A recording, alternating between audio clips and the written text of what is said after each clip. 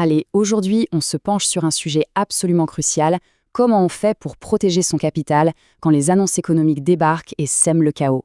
C'est un peu le manuel de survie du trader, parce que, soyons clairs, ignorer ces moments, ce n'est pas une stratégie. C'est une erreur qui peut vous coûter très très cher. Et pour bien commencer, il y a cette phrase qui dit tout. Beaucoup de traders, surtout les débutants, voient ces grands mouvements comme une occasion en or. Mais la réalité, elle est tout autre. En fait, c'est un piège. Tenter sa chance à ce moment-là, ce n'est plus du trading. C'est un pari pur et simple contre des forces qui nous dépassent complètement. Bon, alors entrons dans le vif du sujet. Pourquoi concrètement c'est si dangereux?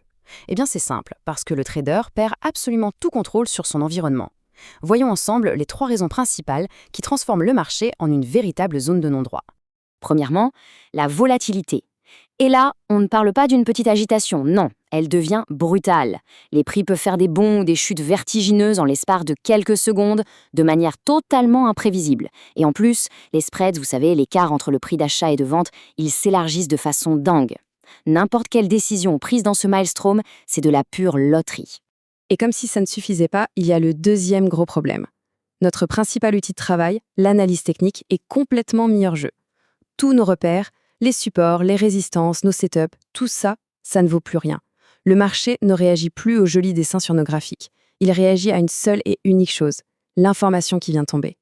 Et là, on arrive au 3e danger. Et franchement, c'est peut-être le plus grave. On perd totalement le contrôle de notre risque. À cause d'un phénomène qu'on appelle le slippage, notre ordre risque d'être exécuté à un prix qui n'a plus rien à voir avec celui qu'on visait. Notre filet de sécurité, le stop loss, il peut tout simplement sauter. En clair, ça veut dire qu'on ne peut plus définir notre perte maximale. C'est la règle numéro 1 du trading qui est pulvérisée. Ok, maintenant qu'on a bien compris le danger, passons à la pratique. Pour se protéger, il faut d'abord savoir identifier les ennemis. Quels sont donc ces événements qui déchaînent une telle fureur sur les marchés? Alors voilà, la liste des poids lourds, les annonces américaines qui peuvent mettre le feu aux poudres. On a bien sûr le NFP, le premier vendredi du mois, légendaire pour son impact. Le CPI qui mesure l'inflation est devenu un rendez-vous à très très haute tension. Et évidemment, le FOMC avec les décisions de la Réserve fédérale, ultra dangereux. C'est principalement autour de ces événements que se crée le chaos qu'on vient de décrire. Du coup, la règle à retenir, elle est hyper simple, mais elle est en or. Quand on regarde le calendrier économique, si un événement est marqué en rouge, ça veut dire une seule chose, impact potentiellement violent. Pour un trader discipliné, c'est un gyrophare qui s'allume. Alerte maximale, prudence absolue. Tout ça nous amène logiquement à la question, mais alors, on fait quoi? C'est là qu'on passe à la solution. Puisqu'on ne peut pas contrôler le marché, la seule chose qu'on peut et qu'on doit contrôler, c'est nous-mêmes. Et pour ça, il y a un protocole. Une règle simple, claire et non négociable. Et ce plan, c'est un protocole de sécurité en 4 petites étapes. 1. Avant même de penser à trader, on ouvre le calendrier économique. C'est un réflexe. 2. On identifie les annonces à fort impact et on note précisément les heures. 3. Et c'est l'étape clé, on crée une zone de sécurité. C'est simple, on arrête tout trading 15 à 30 minutes avant l'annonce. Et on ne touche à rien pendant 15 à 30 minutes après. Et enfin, 4. On attend que la tempête se calme. On ne revient sur le marché que lorsqu'il s'est stabilisé et qu'on peut de nouveau y lire une structure technique claire. Mais vous voyez, ce protocole, c'est bien plus qu'une simple technique. En fait, ça révèle tout un état d'esprit, une vraie philosophie de trading. On passe du comment faire au pourquoi on le fait.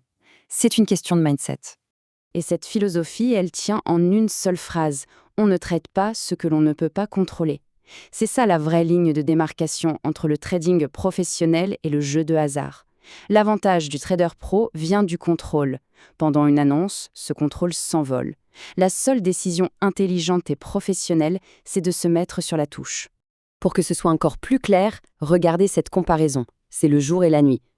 Le trader intraday, il joue un jeu de précision. Il s'appuie sur son analyse pour chercher le contrôle. Le trader d'annonce, lui, il joue à un jeu de hasard. Il s'appuie sur la chance et il accepte le chaos. D'un côté, la maîtrise, de l'autre, la loterie. Le choix est vite fait, non? Alors pour finir, je voudrais qu'on réfléchisse tous à cette question. Si le trading est un jeu de précision, pourquoi est-ce qu'un professionnel irait volontairement jouer sur un terrain où toutes les règles de la précision sont suspendues? Parfois, la meilleure décision de trading, la plus rentable à long terme, c'est tout simplement de ne pas trader. Protéger son capital, ce n'est pas une posture passive, c'est l'acte de trading le plus important de tous.